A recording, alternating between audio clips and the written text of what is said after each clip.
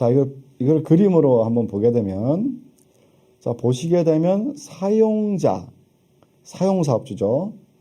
그리고 파견사업주 간에는 근로자 파견 계약을 하는 겁니다. 근로자 파견 계약은 파견사업주와 사용사업주가 하는 거예요. 근로자 파견 계약을 하고, 이 근로자와 파견사업주는 고용계약을 합니다. 고용계약, 이렇게 고용계약을 하죠. 자, 이 근로자는 고용계약은 파견사업주에 하지만 근로에 대한 제공은 사용자한테 합니다. 사용자한테 하면 사용자는 근로자 파견 계약을 맺었기 때문에 지휘명령을 파견 근로자한테 할 수 있습니다. 지휘명령을 하고 난 다음에 명령하고 이제 한 달 정도 지났잖아요. 그러면 파견 대가를 지급해요. 이 파견 대가에는 임금과 관리비가 있다고 그랬죠. 관리비. 임금은 고스란히 파견 근로자한테 지급이 됩니다. 임금은. 관리비는 파견 사업주한테 기속이 되겠죠. 사무실을 운영해야 되니까, 회사를 운영해야 되니까. 이게 근로자 파견의 구조입니다.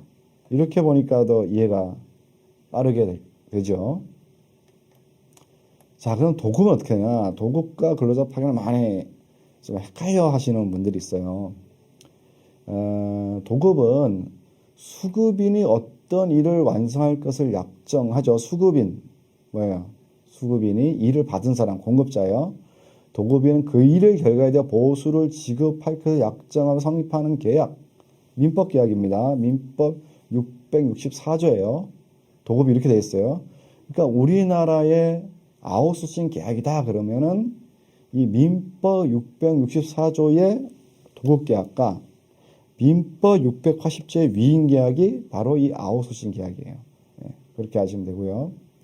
그래서 계약을 맺게 되면 이렇게 계약을 맺죠. 어떤 일을 할 것을 약정을 하죠. 수급인과 도급인 간에.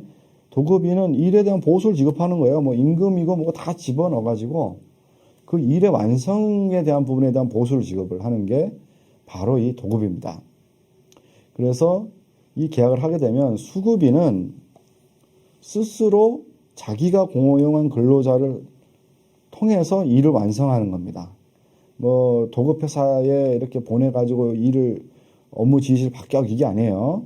그래서 실무에서는 실질적으로 뭐 이름이 도급, 용역, 위탁, 산하수, 소상장금 여러 이름, 다양한 형태와 이름을 불리지만 법률적 의미로는 아까 말씀드린 바와 같이 도급 또는 위임이다.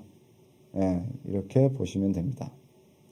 위임은 당사자 일방이 상대방에 대해 사무처를 위탁하고 상대방이 이를 승낙함으로써 성립하는 것이다. 주로 이제 사무처리 부분을 하는 부분을 위임이란 용어를 쓰는 거고 대부분의 도급은 민법 664조를 따르고 있습니다. 자, 이것도 구조를 보게 되면 자, 이제 수급인과 도급인 간에는 계약을 맺죠. 그래서 도급대금을 성과물을 제공하면 도급대금을 지급하는 거예요. 근로자는 근로를 당연히 수급인이 제공하죠. 지시명령도 수급인이 하고 임금 지급도 합니다. 자, 근로자가 근로를 도급인한테 지급하면 안 돼요. 그리고 지시명령도 받으면 안 돼요. 이게 근로자 파견하고 완전히 다른 거예요. 근로자 파견은 근로의 적용을 도급인한테 하는 거예요. 지휘명령을 받는 거. 이게 근로자 파견입니다.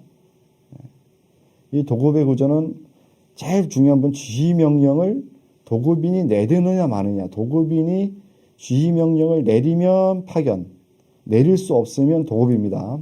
이 도급의 구조에서 명확히 이해를 하고 있어야 됩니다.